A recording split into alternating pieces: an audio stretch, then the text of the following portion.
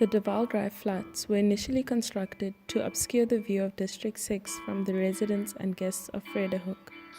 The flats are among the few remaining sites of housing from the District 6 area which has maintained its position in the area and community. Some residents who were initially displaced from their homes lower down in the District 6 area now live in the Waal Drive flats. These council houses provide low-cost rental accommodation for lower-income pensioners and families. The apartments vary from bachelor apartments to 2- and 3-bedroom apartments. Many people were displaced to the Cape Flats from District 6 and other integrated areas that were constantly declared white areas during apartheid. This started in the late 1960s, circa 1968. These displaced people have systematically been given residence at the Waal Drive flats. One case is that of Peter, whom I interviewed. This is an attempt to open up a more inclusive socio-economic dynamic that would transform the spatial segregation within Cape Town and integrate different communities.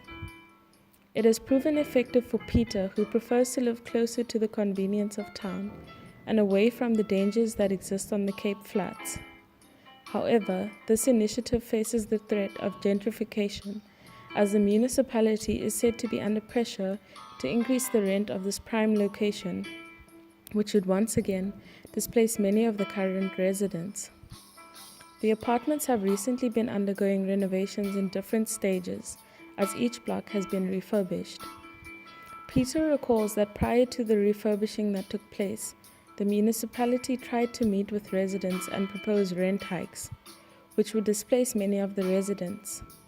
The residents refused and consequently remain in their homes. The housing department of the council does, however, increase the rent whenever social grant amounts increase, and this is applicable for the households that are leased through grant recipients. The area was renamed Zonneblom, Sunflower, in 1970 after the forced removals were completed and District 6 was demarcated as a white area. The area is still officially called Zonneblom, however many prefer to call it by its rightful name, District 6, as much of the land remains undeveloped since the forced removals and demolitions. The Waal Drive was recently named Philip Hosana Drive to honor the PAC struggle activists who led a peaceful march from Langa and Nyanga to Parliament via the Waal Drive against apartheid laws in 1960. We will curiously wait to see if this will influence the informal naming of the flats. There is no official naming of the apartments in the archives, and this shows the need for more research to be produced and recorded about Cape Town. Each block of flats does, however, have a name that appears to be derived from locations in the United Kingdom. This is a possible result of English settler colonialism maintaining patronage from South Africa to the United Kingdom, as the flats were allegedly built to obscure the Queen's view of District 6 when on one of her tours during the apartheid era. A strange feature of the area is the official Zimbabwean consulate that is resident next to the Waal Drive flats. The strangeness of its location is that many of the Zimbabwean immigrants live on the outskirts of the city bowl and on the Cape Flats or beyond.